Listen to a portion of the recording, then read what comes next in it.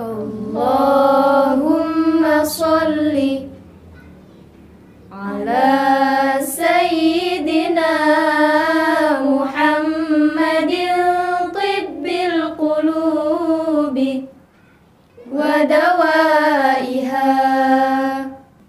wa afiyatil abdani wa shifaiha wa nuril absari wa diyaiha wa afiyatil abdani wa shifaiha wa nuril absari wa diyaiha.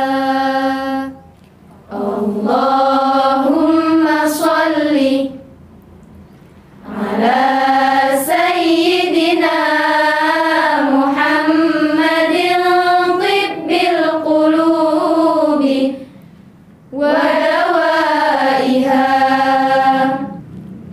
wa afiyatil abdani wa shifaiha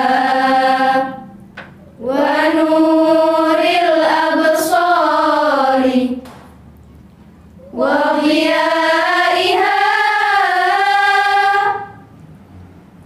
wa afiyatil abdani wa shifaiha wa nuril absari wa diyaiha.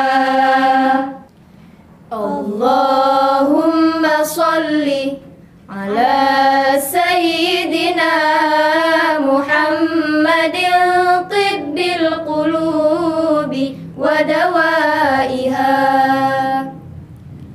wa afiyatil abdani wa shifaiha wa nuril absari wa diyaiha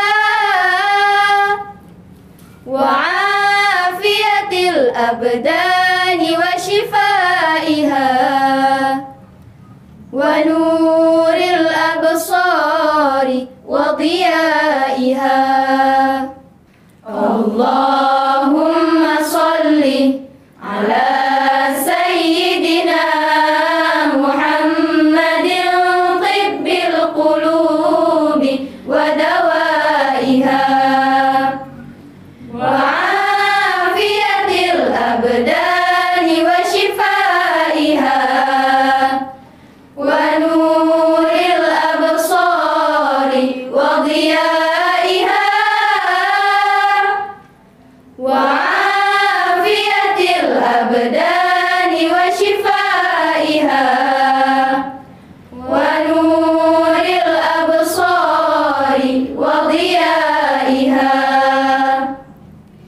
Allahumma salli ala sayyidina Muhammadin tibbil qulubi wa dawaiha wa afiyatil abdani wa shifaiha wa nuril absari wa diyaiha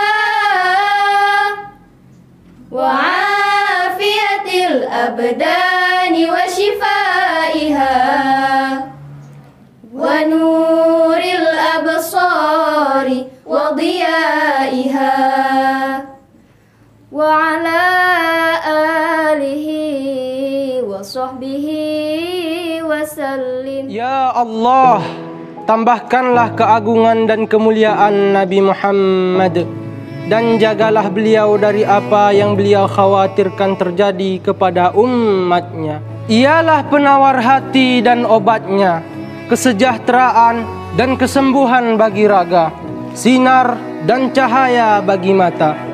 Dan limpahkanlah salawat dan salam kepada keluarga serta para sahabatnya. Amin.